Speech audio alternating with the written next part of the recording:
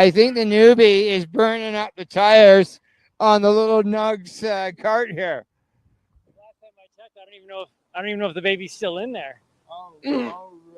It's been a long time since I've Well, looked. you got it tied in there pretty good, though, with the string and all. It's pretty secure, but ever since he's become mobile, he climbs out every once in a while. So, yeah, how big is Toronto? I'm sure we'll find him later. So I have a question for you. As you said, you're the newbie. Why do you march? To have the conversation, or to encourage having the conversation. I think my biggest thing is I do not like the fact that any conversation is cut down because people are uncomfortable or they only want one side to be told. And I think that the conversation regarding cannabis isn't fully being told or fully allowed to be told.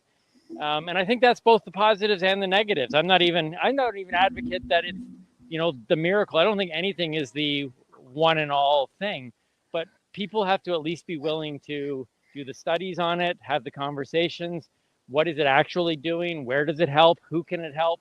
And allow people to find that personalization that I've really come to understand. Like I used to think that weed equals weed. And now I've become fully aware that it's so personal in terms of how you take it, how much you take it, what you take it for.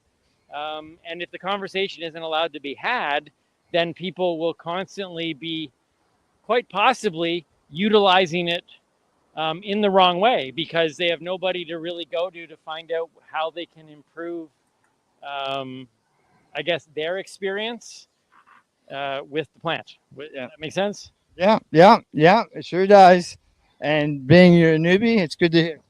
Yeah, you know what? And I think if the conversation is allowed to be had, then the stigma breaks. All those other things that people are wanting to have happen, I think it just starts with people being allowed to even discuss it. Yeah, exactly. Because before, without legalization, that was that would be an issue with a lot of people. They didn't want to discuss it because it was illegal, and they figured discussing it would be taken negatively by somebody in their family or a friend or. I don't know. You tell me, Al. You've been in this community for way longer than I've even been in it, for sure. But I think the conversation doesn't want to even be fully had within the community, lest some of the I think everything has positives and negatives, and I think sometimes even the community itself doesn't want the full conversation to be had. It just in case, even MJ and I talk sometimes, and she's worried sometimes that she might find out that maybe she isn't a fully medical user, and that bothers her. Maybe she is more of a recreational user, and not that there should be a stigma attached to that either, but she's preached so long in her own mind that this is why I consume, that she's almost afraid to find out that maybe there are other reasons she consumes, and then that changes the narrative that's been built up in her own head. Okay, yeah. I think that's scary for some people. Well, personally myself, I've been consuming cannabis since I was 13. And when I became a patient when I was 41, it was something that I knew I could use as the benefit wise, and would help me. There was a benefit for me to consume it because it was going to help me with my condition. And because of cannabis, I never got prescribed any opiate drugs other than when I was hospitalized. Do you? So because I couldn't shut up. So let me ask you this, just because we're talking conversation, or having the conversation. Yeah, and we're stuck here. So one of the things that, in regards to opening the conversation, and I'd love to have your opinion on this, is MJ and I talk a lot about the consuming it through the burning consumption, through smoking it, and the health benefits that can come from cannabis, but also, there's also the negative side of, that form of consumption can certainly do damage to lungs. And I think that's the conversation that even people in the community are afraid to have, because everybody just wants to talk about it as if it's this perfect thing. How do you feel about that concept of that form of consumption? Oh, I've been a toker all the way along, but I push and discuss the non-smoking methods because I don't expect somebody who, let's say, is 75 years of age and is going to start using cannabis medicinally, and who has never smoked anything in their life.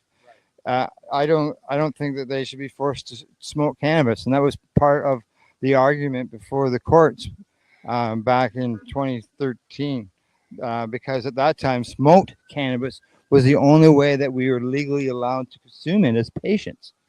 And so it went battled through the courts, and we had like a 5-year-old lad whose mother was making him cannabis oil, but that at that time was illegal, and she was risking arrest.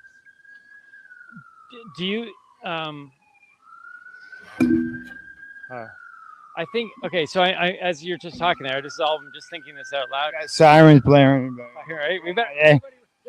MJ always makes comments about the fact of 5 years ago this whole place would have scattered as soon as they heard the sirens go. Now, no. now they ride by on their bikes and they say hi. I think one of the things also about why I advocate for having the conversation is because of things like you just described, where somebody now comes into the world of going, okay, there is a more natural way for me to maybe, fight against some drug that maybe the pharmaceuticals have been working with them with. And now they're like, oh, well, maybe cannabis can actually do it for me. But there's very few people, though, that they can actually go to have the conversation to say, hey, guess what? You don't have to smoke it, because the stigma and the perception is like I thought that was the only way it was ever consumed. Like the fact that there's so many methods now has blown my mind over the years. But again, it goes back to having that conversation. People still don't know, so now they're thinking, oh man, I could probably use cannabis, but I don't want to smoke it, and they don't even realize that there's an option. Exactly, they don't. That only happens when people are willing to sit down and go. We talk about bud tenders being kind of handcuffed, that they're not able to, they often are the doorkeeper, and someone comes in and they're interested in trying something, but the bud tenders aren't equipped and empowered and trained enough to really share any information with them. And so where do people go who are like going, I think this can help me, but nobody can talk to me about it, and nobody's willing to talk. Oh, believe me, in those early days, that was big time, big issue. And there's more now than there was 5 years ago. But 10 years ago, it was nasty. Well, I can tell you this, and I'll end with this because there's lots of other people. Right, we gotta go. Yeah. But this conversation that I'm just having with you, if you had told me 10 years ago that I would be at a global marijuana march on a video feed having a conversation about cannabis, I would have been like I would have thought you are nuts and you're high. You got to be high, clearly.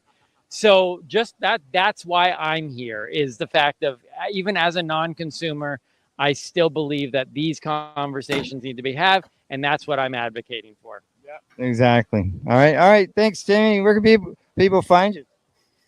Oh, well, you can find us at the Newbie and the Doobie, and we do have a show here. What is it, Wednesday nights, I think? Wednesday nights at 10 o'clock. Wednesday nights is 10 o'clock, the Newbie and Doobie podcast, and we're actually working on a bunch of new stuff right now that we'll be looking to release in the next little while. And then, of course, Mary Jane Baker's got her own stuff through Instagram, and I'm at The Real Timmy Boyle. But Newbie and the Doobie, check us out, and we want to break the stigma, have the conversation, bring the fun, and raise the bar.